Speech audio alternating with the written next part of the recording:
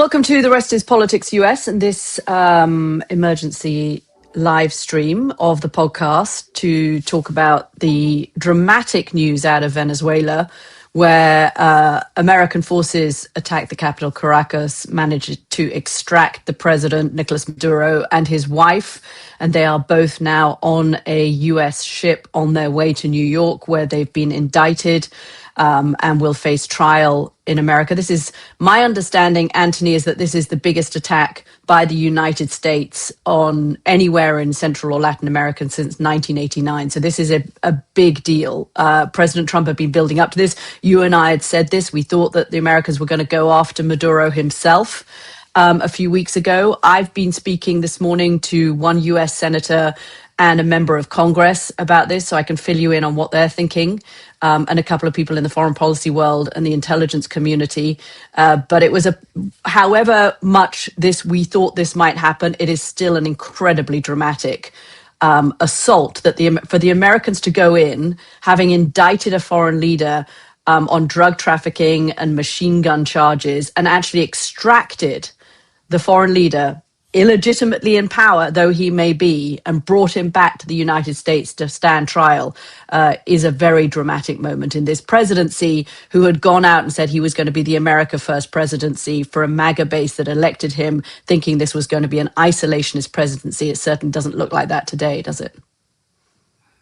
No, but let me put you on the spot, Caddy. Is that okay? I'm going to put you on the spot. Go on. It's a good or a bad thing, Caddy? Look, I think there is nobody who is thinking that Nicolás Maduro was a good guy, that he was the legitimate leader of Venezuela. There were elections last year. He did not win them. He has oppressed his people. He is a narco trafficker. He runs a country where it's not just about drugs. That I was reminded this morning, it's about illegal gold mining. It's about human trafficking. There is nobody in the Democratic Party or the Republican Party who's going to be sorry or say that they are sorry to see Nicolás Maduro go. But I think there are serious questions about what this means for other countries, other global powers, and what this means for Venezuela itself. America's track record of breaking things, breaking governments in the past, whether it was a Democrat like Barack Obama, who thought he could get rid of a dictator in Libya, Gaddafi in Libya, and that would work out fine. I don't see Libya looking like a very safe option at the moment. So this is the questions I'm getting this morning from members of Congress and senators and foreign policy people is, what does this mean long-term for Venezuela? And what does this mean, just as importantly, for China?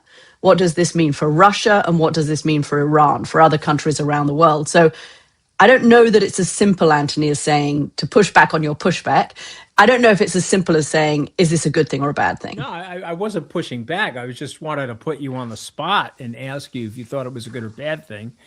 And it's a mixed bag, really. So let's talk about the good first, and then we'll talk about the bad. So okay. So the good, I think, is unquestionably, and just given what happened with the Nobel Peace Prize situation and Machado, unquestionably, I think the election results there were fraudulent, and he was staying in power probably illegitimately. So that's number two. I think it's been a nefarious 3 decades for the Venezuelan people. You and I had reported on this earlier, primarily because I have a lot of Venezuelan friends. And I said to you, hey, they're going to remove Maduro. They're going to strike them. They're going to blame it on narco terrorism. They hit the port. Trump said as much in front of Netanyahu. And it's pretty obvious that they probably got bribes into all of the military. And they probably said, okay, listen, leave us alone. We're going to go in. Now, in your reporting, it's been suggested perhaps that there's one, maybe more than one American soldier that's been hurt. No casualties, thank God. But, well, it was just interesting because President Trump, we should just say this quickly, Anthony, President Trump is speaking while we're speaking. And noticeably, he said there were no Americans killed. He didn't say there were no Americans injured. Yeah. And so if you said to me, okay, here's what's going to go down and here's the real politics of it, there's a bad guy going to get removed. You say, okay, that's good. The bad part of it is it's a violation of international law, and it's a violation of sovereign borders. And guys could chat GBT this. I won't bore you with this, but the process of removing somebody like Noriega, who was in Panama, that was done with coordination from the UN. It was sort of adhering to the rules-based order of what was going on. And ironically, they both turned themselves in on January 3rd. Noriega, believe it or not, it's already 36 years ago. So you have a difference in strategy, right? Trump goes in, doesn't notify the Congress, doesn't tell anybody what he's doing. He flexes on everybody. And then at the same time that he's doing that, he's pardoning the Honduran president for drug trafficking and for the same sort of indictment that Maduro's under. So you're saying to yourself, okay, there's some arbitrariness, there's some capriciousness here. But again, because I like being fair on this podcast and objective, I believe this is very good for the Venezuelan people long term. And since you brought up the stuff that went wrong in Libya and frankly went wrong in Iraq, let's provide some historical context here. 1945 May, Eisenhower and Marshall are faced with a decision: do they let the SS police what is now vanquished Germany? Do they let them police it? They make a decision: yes, we're going to let them police it. And so they effectively hire the SS to help them with law enforcement in Germany. Okay, let's fast forward. It's 2003.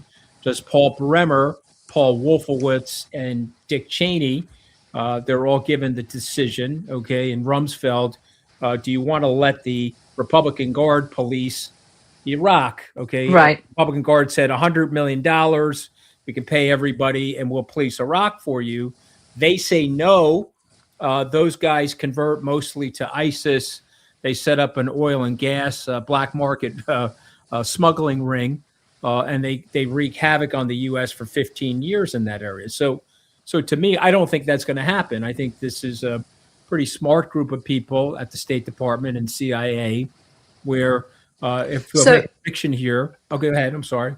So just to say, there was a quick problem with your audio, Anthony. It seems to be fixed now. But for those of you who have had problems a little bit here, I don't know what it was with the microphone, but it seems to be working again now. So a U.S. senator that I spoke to this morning said Rubio and Hegseth both told him that this was all about drug trafficking. It was not about regime change. And this was just a few weeks ago. And he pushed back against that. And they said, no, this is not the Iraq model. This is, and his takeaway was that this was the Panama model, the Noriega model. You snatch them. But President Trump, we should just say, like literally a minute ago, has said on American television that the U.S. is going to run Venezuela. That's his word, that the U.S. is going to run Venezuela until it's safe to have some kind of a transition. Now, I think you're right that in the long term, this at least has the potential to be good for the Venezuelan people. And it's going to be interesting to see whether they bring back the two people who were democratically elected, Gonzalez from Madrid and Machado, who has just won the Nobel Peace Prize, and to the extent to which the Venezuelan military, and this is another thing that I've heard this morning, is how much will the Venezuelan military side with the Americans, carry on letting the Americans do what they want to do? Will they stick with the current vice president, who just happens to be in Russia at the moment? Venezuela's a client state almost of Russia's. So I think there are a lot of ifs around this. This could work. It could lead to a country that is more stable for the Venezuelan people, less corrupt for the Venezuelan people, gives them more opportunities and access to resources. But I think it would be remiss of anyone in America to not look at some of the recent past and think, okay, you have to at least have the humility to realize if you go into a country and break the leadership and get rid of a dictator, then things are not totally in your control anymore. However much the president says we're going to run this country until there's a stable transition. I mean, maybe you can go in and have an operation like that. And that's what apparently I'm being told Republican senators are saying this morning. Phew, we got away with this. This was the right action. And it was undoubtedly an extraordinary projection of American power, which I'm sure the Chinese and the Russians are taking note of. But it has ripple effects. It has ripple effects in Venezuela, and it has ripple effects. And one of the things that I'm wondering this morning is there are a lot of people making a lot of money in Venezuela out of nefarious businesses. Are they going to give up those resources now? Are they going to give up those sources of income now? And if they are going to, does that mean America has to stay? Does America now effectively have to police Venezuela now?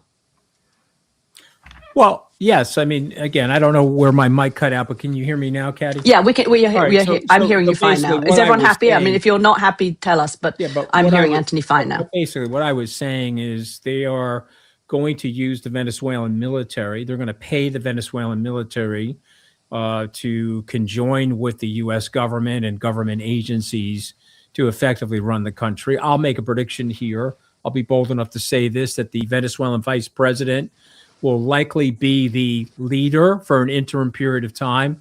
My guess is it'll be 2 to 2.5 years, after which they'll have a election.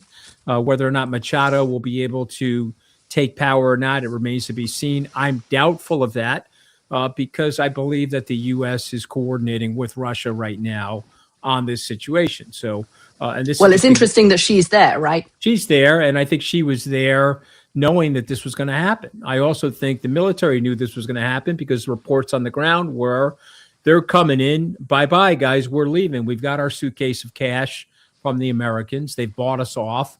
And he told you to leave in November. You didn't listen to him. Your reporting was that he had opportunity to be in exile in Turkey. He didn't take that. That's sometimes what these people do. And so now he's going to be indicted. He's on his way to New York right now to face U.S. prosecution. So again, we can talk about the right or wrong of this. If you're saying to me, was this right, rules-based, post-World War II order, this was wrong. If you're telling me, could this be beneficial to the Venezuelan people and beneficial to their living standards, and could this be an opportunity to revitalize Venezuela? I think it's very fact-based to say that for 30 years under Chavez and Maduro, there's been plundering that's going on. This is one of the richest countries in the world, and they have some of the poorest living standards in the world. Yeah. Last point, I just want to make it briefly. The president saying it the way he's saying it is going to piss off everybody in the international community. So this is the part about Trump. There's good parts of Trump and there's bad parts about Trump, but him saying it the way he's saying it and handling himself the way he's handling it, contrast that to George Herbert Walker Bush 36 years ago when there was a U.S. problem in Latin America in Panama. Yeah. And I'm going to be a full disclosure here. Anthony and I are good at many things. We are not able to talk to each other and listen to Trump at the same time, but our producers are listening to President speaking at the moment, and they're sending us messages. So Trump has said that the US is ready to stage a second, much larger assault if needed, but he said he probably don't think it will be needed.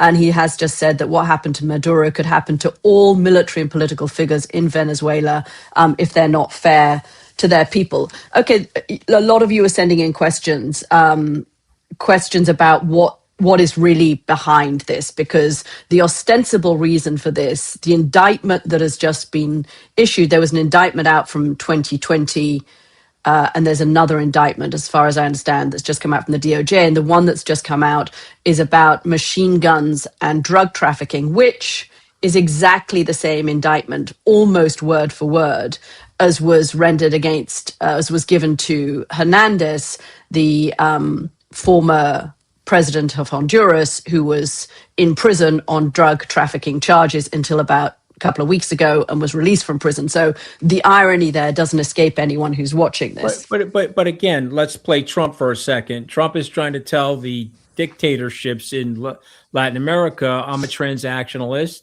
If you do exactly what I say, you're going to have my forces and me on your side. If you go against me, I'm going to flex on you. Okay. Oh, by the way, we're going to have to talk about what that means for Russia and Ukraine and what it means for China in Taiwan. But I want to get to this phantom of many topics question, which is about Brazil and Argentina being scared to trade with China. Will they be scared to trade with China because Trump might accuse them of being drug lords? So I think it's a very fair question. But I'm just back from a recent trip to Brazil, and I'm here to tell you that the Brazilians and the Argentinians are working very closely with the U.S. Sure, they're going to continue to trade with China, but they're not trading with China without a coordinated assent from the United States government, especially Argentina, after the $20 billion swap deal that they've gotten. So So again, this is a Western hemispheric Monroe Doctrine sort of flex. And I'm just wondering if there's a trade going on, Caddy, and what are your thoughts there? Where he's saying, hey, China, back off. This is my backyard. Oh, by the way, in your backyard, I intend to be backing off as well. Or do you think he's not doing that? So look, there are several questions that 12 Gacho is asking, who's next, Canada? What does this mean for anybody who's not aligned with Trump? Joe Albert, 1765. This is the US unlawfully entering into another country. Next up, Greenland and Canada. Why is there not more condemnation from the US media? Scary. Amy Davis, 4259. What are the implications for international law? Others of you are asking, really, is this just all about oil? In my conversations this morning, a couple of things struck me. One is, yes, I mean, the phrase that's been going around Washington, I think I said this a few weeks ago, is that it's really Maduro out, Chevron in, that there is a big oil component to this. But also in Trump's frame of mind, it's part of a pattern of thinking that he can strike countries successfully, whether it's Nigeria or Iran, and that is his new model. It makes him look and be powerful, and he's not entirely wrong on that there is a projection of American power here. I mean, the fact that the Chinese envoy to Venezuela was in meetings with Maduro just hours before Maduro was snatched has to have the Chinese thinking, wow, we have a massive intelligence failure, if nothing else, on our hands. Why didn't we know this was coming? But also has to make them think this is the new American model, that you have your sphere of influence. The Americans are going to do what it takes to have this Western sphere of influence. We can have our sphere of influence. If I was in Taipei right now, I'd be pretty nervous. I think if I was in Finland or the Baltic states, I would be a little bit more nervous today than I was yesterday. And that there is this, what he said in that National Strategic Security Review that you and I did a podcast on a few weeks ago, has come into play, that this is actually what he is doing. This is the Western Hemisphere. We're going to project power here. I just think it's worth pointing out that it's this kind of model of dramatic kinetic activity to extract a foreign leader, or to do what he did in Iran, or to do what he did in Nigeria. And if he's thinking of other places, I mean, he just had that tweet out the other day, right? Iran warning the Iranians that Americans are locked and loaded. I mean, I don't even really know what that means, but it's not without big risks. This is a pretty high risk strategy. Because this is a live show, I want to respond to some of the people that are texting us, if you don't mind. Okay, so one person is saying that I'm rationalizing the unlawful actions. I'm not rationalizing the unlawful actions. I am just explaining them to you. I'm telling you the good and bad about this. Unfortunately, the world isn't black and white. It's a gray world. Would I have done that? I probably would not have done that. I don't think President Harris would have done that. Certainly an Obama or Biden would not have done that. President Obama did it in Libya. Okay, he did it in Libya. Okay, but I don't think he would have done it to Maduro because he had a chance to do it to Maduro. And so we do this. And if you guys don't like it, that's fine that you don't like it. I said it's unlawful. He's going to seek cover under Article 2 and say that he's fine with doing it. I'm just trying to explain to you what the ramifications are of him doing it. There's another person saying I don't have any clue about whether or not it's going to help the Venezuelan people. My response to that is, hey, it's not going to get any worse for the Venezuelan people. Okay, you got to look at the poverty. This is one of the richest countries in the world in terms of their oil assets and their mineral resources.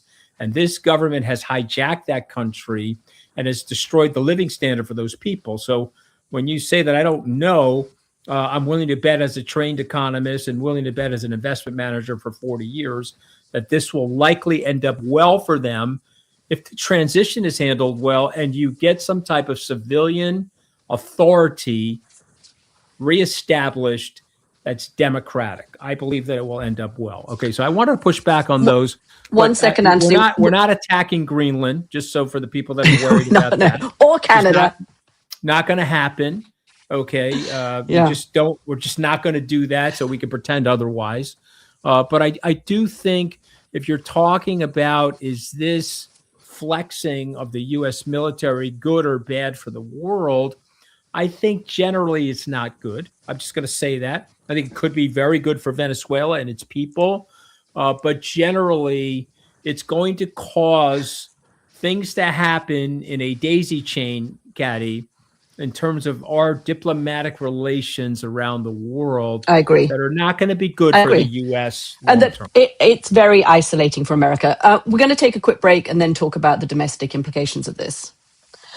So what's interesting from the members of Congress that I spoke to this morning and the senator I spoke to this morning is clearly there's quite a lot of disquiet, not just from Democrats, but I think Republicans have been a little concerned recently too. They are not, there's questions about whether Donald Trump has the right to do this under the US Constitution. You know this better than I do, Anthony, but apparently within 48 hours, he has to brief both Democrats and Republicans. He didn't go to the Gang of Eight, which is the senior leadership of the Democratic Republican Party in the House and in the Senate. He didn't go to them to brief them beforehand, which is unusual. They feel he should have done. He will probably try to say that this was a police, that's what they're saying, this was a police operation, and hence the indictment against him. But I think there's a lot of pushback against that because of the Hernandez release from prison. They don't buy that. They feel that they are being lied to. Democrats certainly feel they're being lied to in both the House and in the Senate. What do you think the implications of this are for Trump in domestic terms when it comes to the MAGA base? Because it's been interesting, actually. One of the things that has struck me is how little outcry we've heard from MAGA against these strikes against the boats over the last few months. But also from the Democrats. So you have to understand, when U.S. forces are in play and Americans that are in the military are in harm's way, if you're a political leader in the United States and you are denouncing that, it's going to make you look bad. Again, people can dislike me for all this stuff, don't care. Just want to explain to you how the world works. On the side of MAGA, we've already decided that this is a personality cult, and there's a good, strong 25% of those people that are with Trump one way or another. We're not for forever wars. We're not for forever wars. We're going to bomb Iran. We're for it. Okay, now I'm for it. We're going to bomb and take out Maduro. We weren't for it, but now we're for it. Okay, so this is because he literally can go down Fifth Avenue. I mean, he got it right in 2016. He can get away with anything when it comes to MAGA. Yeah, this is a cult of personality. People have to understand that, and so, but there's a good question in the feed, which is like doing these live shows. Where is Vance right now? I don't know. Now maybe Vance is on a separate vacation. Maybe he couldn't get to Mar-a-Lago. Certainly, he was clued in. I don't think he didn't know about the invasion. So the question is, where is Vance, and why is Vance not standing there alongside of Rubio and General Kane, et cetera? This is, Rubio is interesting on this one because Rubio clearly, because of it, so Senator Rubio, family thrown out of Cuba, came to Florida. He has always been very hardline on Cuba in particular, but on communism and socialism generally. I think it's why partly he bought into Donald Trump, because when Donald Trump sided with Venezuela and Juan Guaido, who was the opposition leader then during the first Trump administration, Rubio really liked what he saw there. He has a lot of sympathy for all of those Venezuelans who are now exiled and have come to Southern Florida. It's what's made Southern Florida such a Republican bastion. And there's no secret here. He would like to get rid of Maduro. He would like to get a regime change, I suspect, in Cuba as well. He'd certainly like to get the Cubans and the Russians out of Venezuela. And he's prepared to stake quite a lot on doing this. This is ideological for him. It's not, I don't think Venezuela is ideological for J.D. Vance. My read of J.D. Vance is that he doesn't really care that much about Venezuela. I'm not even sure that he would be, in his heart of hearts, fully supportive of this, because he actually is much more of an America first isolationist type of guy than Marco Rubio is. Marco Rubio is an old school Republican hawk at heart. you talk to anyone in the Senate who knows him, I actually kind of respect him on the foreign policy front. He knows what he's talking about. But when it comes to this, he has an ideological position. I don't think J.D. Vance does. Do you? I don't think he does. We said on this program that this was going to happen. Again, I'm not praising that it happened. I'm just telling you that we said that this was going to happen 3 or 4 weeks ago, Gaddy. We laid out what was going to happen. We then said that they were going to hit the ports and say that it was a narco-terrorism reason to hit the ports. We did say that Maduro was going to be forced out of the country. And so let's stay on track with some more predictions. I believe the vice president, they're going to give her 30 months. There'll be a transition period. The Americans are going to go in there, again, whether people like this or not, and they're going to bring back some form of capitalism. And prior to 1994 in Venezuela, there was a form of capitalism, and I believe that that is coming back. Again, people can like that or not, but that's what's going to happen. Then there's going to be a democratically elected person, but I'm going to predict it's not going to be the Nobel Peace Prize winner because that'll be too controversial for Donald Trump. And so Maria Corina Machado, if I have her name properly, she's not going to be elected, but I do think that she is going to be a figure, a political figure in that country. And by the way, for all of you guys that are denouncing it, and I understand why you're denouncing it, because it's off the rules-based thing, and I think it'll have some negative consequences for the U.S., and it saddens me that we've lost our moral authority in terms of who we are around the world. But she called it the hour of Venezuelan freedom. She called it that this morning after the successful raid and the capture of Maduro. So there's going to be a lot of people here that are going to say different things.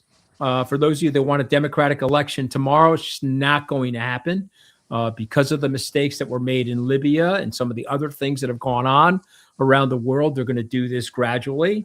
And for those of you that don't like what I'm saying, very sorry, because I just want to tell you the truth.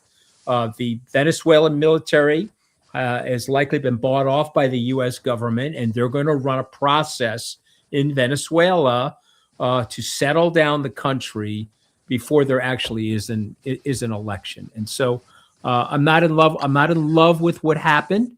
Okay, but I am saying this, that if I was Venezuelan and I was Maria Machado, I would be in love with what happened because they needed relief, and they need like you, to get these hegemonic dictators out of the way. And that is why, Anthony, you're not going to have that it happened this way. But I mean, the flip side of it is it's better for the Venezuelan people that it happened. Look, I think I'm reading those comments too. And when America does this, when America went into Iraq, when Trump threatens to take Greenland, even though we don't think he's going to take Greenland, but when he threatens to take Greenland, when Obama bombed Libya with a coalition of Western countries, but it was American-led, it always gets people worried in Europe in particular. Worried, furious with American overreach, the sense of America being a bully around the world. And I understand that. I hear that. I think there's going to be very legal questions. One of the Democratic members of Congress I spoke to this morning said, we are adding this to the list of things that we think is potentially illegal that President Trump has done. They have to look into it. He may have found a legal workaround by saying that this was a police activity rather than some kind of breach of international law or particularly domestic law. I mean, I think the UN has already called for an emergency hearing tomorrow. But there are going to be a lot of legal questions, and it does play into this perception that America is a bully around the world that throws its weight around. It did it in Iraq. I think the more interesting question is whether this can succeed, because America doesn't have a good track record on this.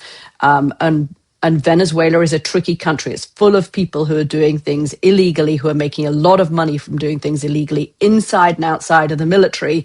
And I don't know how much America would have to pay them off to make up for those income sources, and for how long to keep them on side. This is but it's also the case that Venezuelans were suffering. Let's not sugarcoat this. Nicolás Maduro was a thug and a warlord who was undemocratically in power, who held Americans prisoner. He's got 5 Americans at the moment in prisons in Venezuela. They're there being held hostage effectively as bargaining chips. I don't think anyone thinks that Nicolás Maduro is a good guy, which is why this is interesting. You've got Democrats coming out not supporting Maduro, but questioning the legality of the operation and asking the question, which I think is the question you'll hear from Democrats a lot over the next few days, of what comes next. And I think the trouble with Trump is that he likes the headline, he likes the projection of power, but he's not a long-termist. He's not somebody who sticks long-term with strategy. So and he's not going to care if in 3 years' time,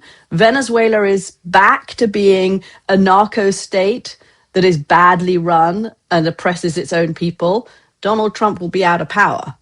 Right? I mean, there's not a lot of history of people thinking long-term about things. And I don't think anyone would think that Donald Trump is particularly a long-term thinker. But I know a lot of the Venezuelan expat community here in the United States, and I think this is a very different situation.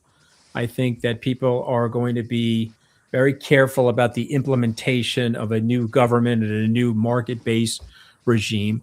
But while this is going on, Caddy, I think it's important to also point out affordability in the U.S. So if Trump is sitting there making a decision to do this, he wants lower oil prices. Right. Okay? Gasoline, one of my buddies texted me last night, gasoline is $3 a gallon in San Francisco. I haven't seen that number in 7 years, and that helps affordability. Okay, so you're sitting here, I'm just setting up the scene for you.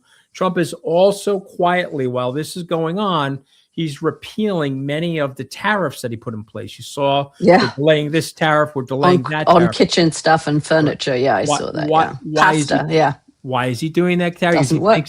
But also he thinks he's going to lose the Supreme Court case. So he's trying to get ahead of it. Now, if he loses that case, which I predict that he will, okay, I don't think there's going to be a rebate, though. I could be wrong on that, but people are trading this on Wall Street now. 10, 15 cents on a dollar. You can buy somebody's tax rebate. I don't think the Supreme Court's going to rule in that direction. They're going to say he had some emergency powers. He no longer has them. It's going to cause the U.S. economy to rip. It'll be literally like taking a 10 to 15% consumption tax off the U.S. consumer. So this will be very, very bullish for the stock market. This will drive down oil prices. Hey, let me just knock on this. I don't know if there's any Democrats listening. You guys better pay attention to what the guy is doing, okay, so that you have a coordinated plan, okay, to defeat Donald Trump and the Republicans at the midterms. Because let me tell you, this is what he's doing. And this is how the guy's stoking. He hopes that they've thought this all along. I think he's, for all of you to think that Trump is stupid, I think he's ahead of you on this. And so you better be careful. I think he thinks this is going to bring. I've had Trump people in Trump's advisors saying to me right before the election, his aim is to bring down oil prices. They believe that brings down inflation. You combine that with a cut in interest rates, and that helps you heading into the midterm elections. Okay, we are going to end it there. And if you want to hear more on this, Rory and Alistair from The Rest is Politics, the actual Rest is Politics, the original, the OG, they are starting in 10 minutes time. But we're going to wrap it up for the moment. Thank you all for all of your questions. We love doing the live streams. Everybody. And Happy New Year, everybody. See you soon.